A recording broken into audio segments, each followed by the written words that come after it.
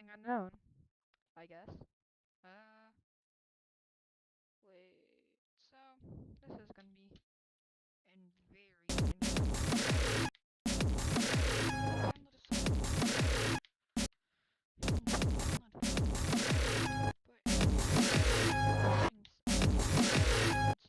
So let's just learn to save. Not too hard. It's a pretty hard thing. I need to for slow goes.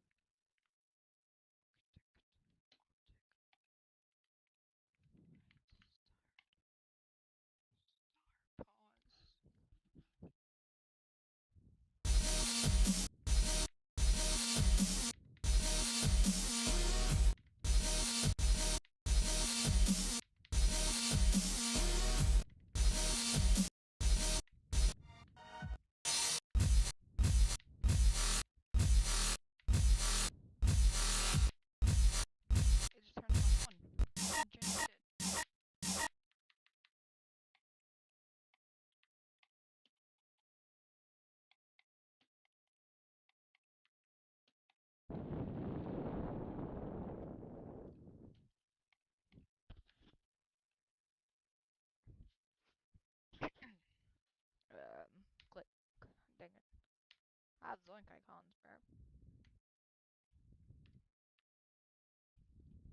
So I like this, bro. I mean, so kind of want to do white and yellow, or just white low key. I mean, white logo. Yo, Denny, Denny, Denny. Looks like dark. So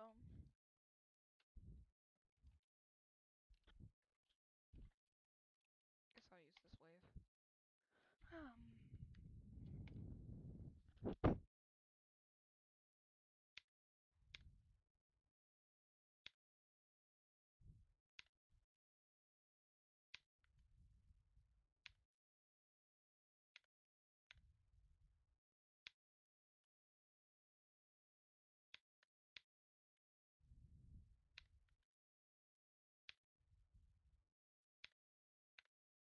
I guess, bro.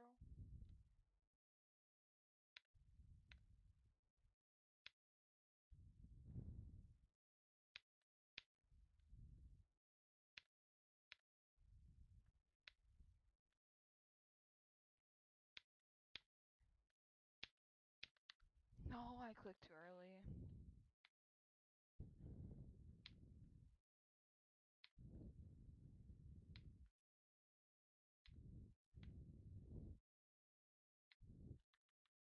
I guess I'll press this.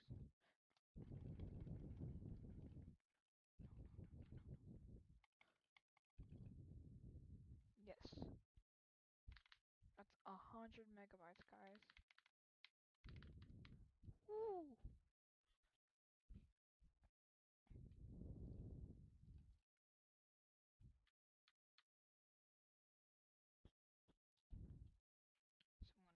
Someone over. Some.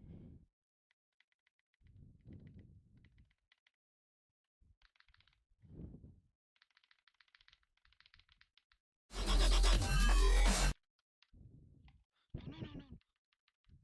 Chat, I might be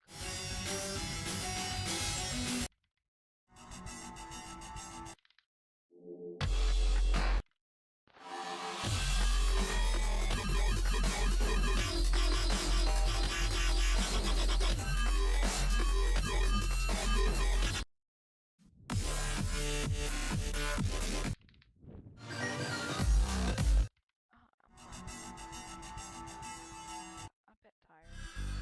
My school registration.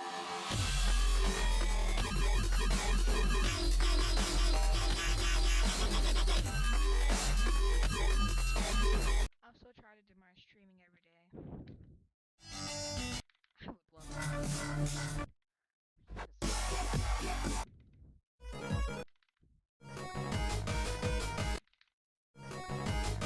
Watches these. If you do, thank you so much. It means a lot.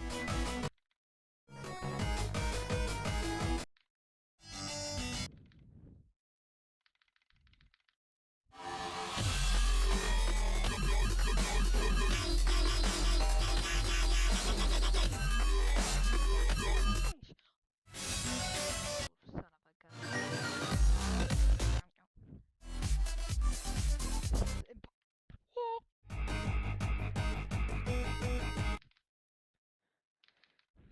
Bro, he got over this one. He was trying to beat Magma Bound. It though.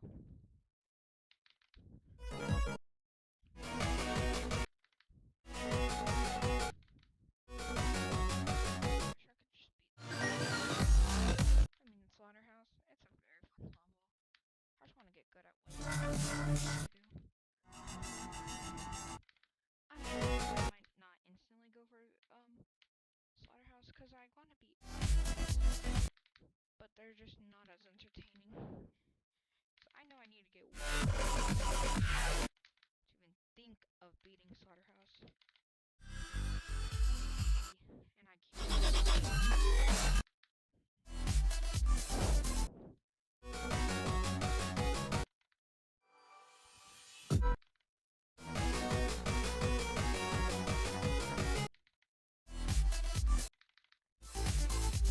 It's that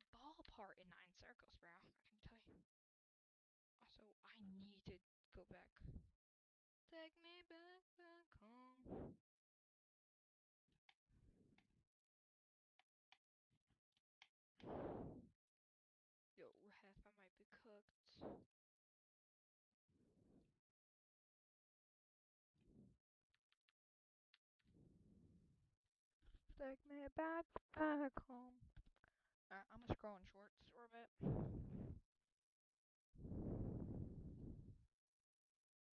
Actually, I'm gonna watch tutorials.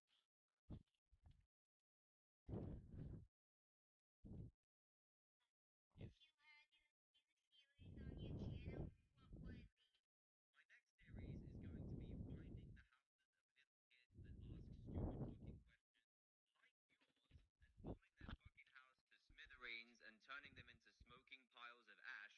So even if I did make a If you had your new series on your channel, what would it be?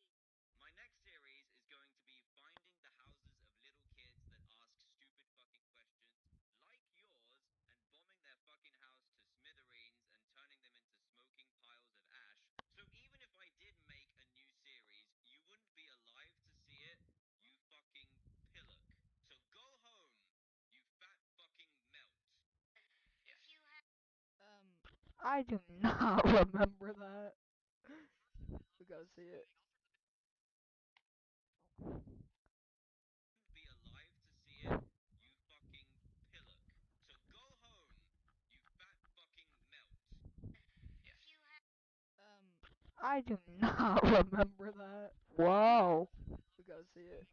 Am I still alive, bruh? Be alive to see it, you fucking pillock. Am I still alive, bruh? Am I Fucking still alive, bruh? I do not remember that. Whoa. Am I still alive, bruh? Am I still alive, bruh? be I alive still, to see it, you am I fucking still alive, pillock. bruh? Guess it's taking long.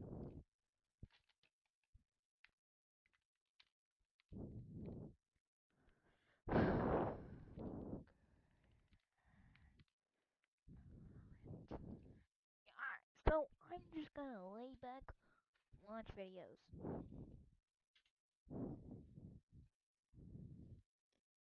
I used to be average in other games, but in Valorant, through studying the game, watching pros, and plenty of trial and error, I went from silver to radiant in just 6 months. And in the hopes that you can climb faster too, I'll share 11 of the most essential tips I've learned while climbing the ranks so quickly. I promise you, these are not the common tips you hear in other videos. And trust me, if I'd known these tips sooner, I would have climbed even faster. So stick around till the end because we'll dive into topics such as how to dodge bullets, how to find perfect lurk timings, and what aim styles you should pick, and so much more. Let's kick things off with something that got me so many easy kills when I understood it: timing my movement correctly.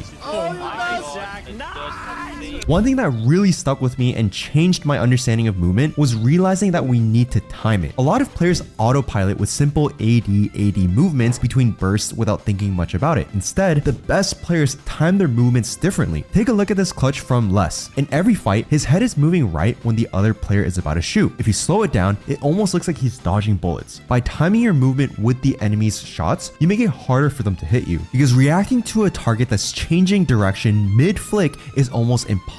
This timing is what separates random AD spamming from calm, coordinated movement. We can build this habit by playing deathmatch. Focus on moving while the enemy is about to shoot. Bait players into shooting at you and watch them whiff when you time your movement correctly. The second tip for you guys is understanding that crosshair placement is way more important than just your raw aim. It's easy to blame bad aim every time we're slow to flick to a target and we lose the gunfight, but that mindset can trap you. Let me explain by showing you two clips side by side. This is Matty Overwatch, the best aimer in the world. Even with thousands of hours of aim training, he hits targets that are closer together about 30% faster compared to targets that are spaced out. That's the difference between a Radiant and a Gold player. So imagine how much impact simply having your crosshair in the right spot can make. No amount of aim training in the world can compensate for the amount of speed incorrect crosshair placement could cost you. If your crosshair placement is clean, your shots will be faster and more accurate. The trick is to keep your crosshair slightly off the wall or the angle that you're holding. You need some room to react because you're not a robot. Then when the enemy does swing, you barely need to move your mouse. Now, if you're thinking that you already have good active and passive aim, but you're still stuck in the lower ranks, my team of Radiant and VCT coaches can give you feedback inside our premium 10-week Immortal Roadmap program. Our average student gains 500 RR in 10 weeks, and these are some of the things that our students have to say about us. And we're so confident in our coaching that if you don't rank up 500 RR in 10 weeks, we'll give you a full refund. We have 22 spots out of 80 remaining for the next season of the program, so use the link below to book a call and we'll check your tracker and see if we'd be a good fit.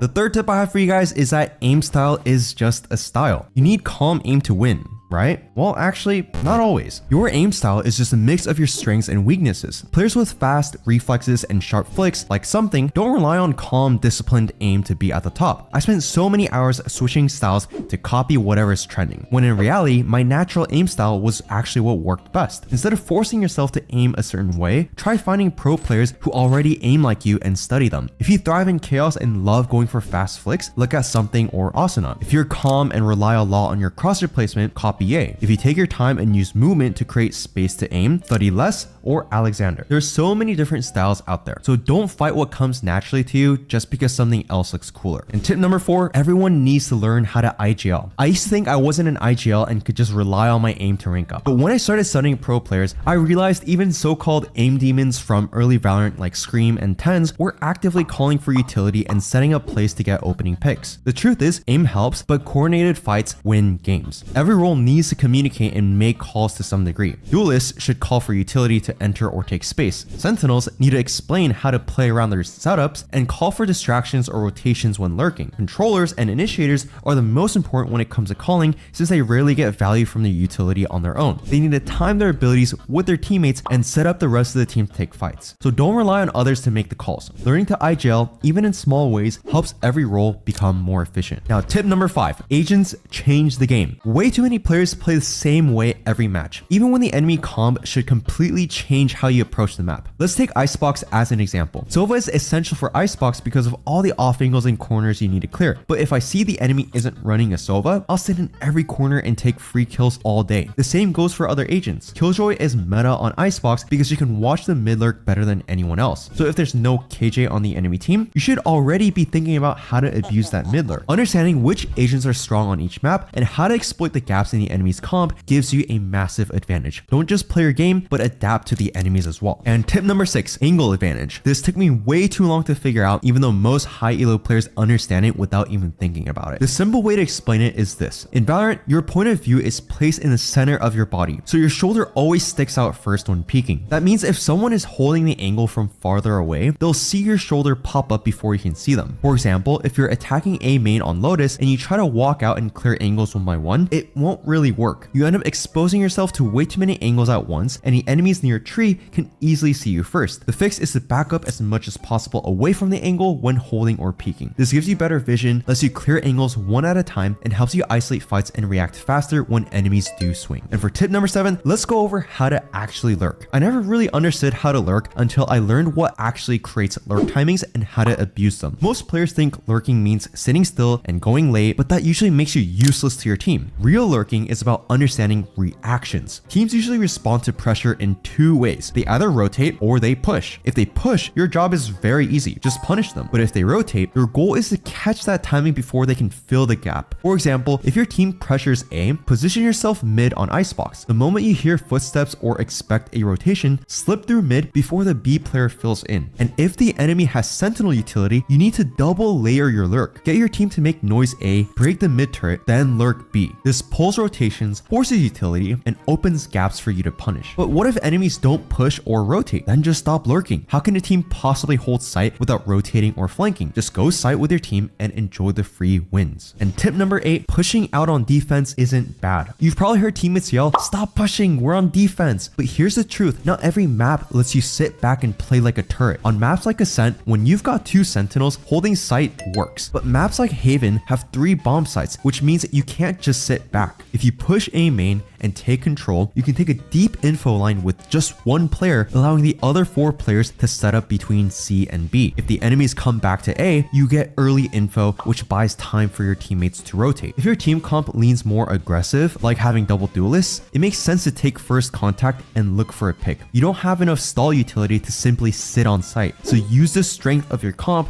to find early engagements on your own terms. Some maps like Icebox have impossible to hold sites, meaning we need to layer our defense defense. If you just sit back on site, you'll get dumped on with utility and have no way to fight back. But if you play up in A main and break dart or drone early, you force attackers to waste their utility just to enter the site. That means they'll have less utility left for the actual hit. And sometimes nothing is going your way. The other team is playing flawlessly and nothing you're doing on defense works. So why not just run it down and force aim duels? You can bend momentum into your favor and start stringing rounds together. And tip number 9, your role doesn't define you. I've heard players say play support or play healer in Valorant, but honestly I have no idea what they mean. Sure, Sage can heal, but look at Grim. He plays Sage like a duelist, taking off angles and dropping multi-kills in Radiant lobbies. He's still a shooter. Your utility should help your gunplay, not hold it back. You should be able to frag on any role. Focus on mechanics and aim first. Don't box yourself in just because of the agent that you picked. Even in pro play, one agent can be used in completely different ways. For instance, TenZ plays Omen by taking space, teleporting aggressively, and creating chaos. Boaster plays the same agent but more passively by lurking and setting up his teammates. And when we look at initiators, too many Sova players get stuck in lineup simulator mode. They drone from across the map, shoot double shots every round, and end up far behind their team. That means they miss all the fights. A better way is to stay with your team, throw a quick dart, and take space together. That way you can trade, fight, and actually win rounds. All that to say, the agent you pick doesn't mean you shouldn't frag. You did that to yourself. And tip number 10, crouch jumping. I never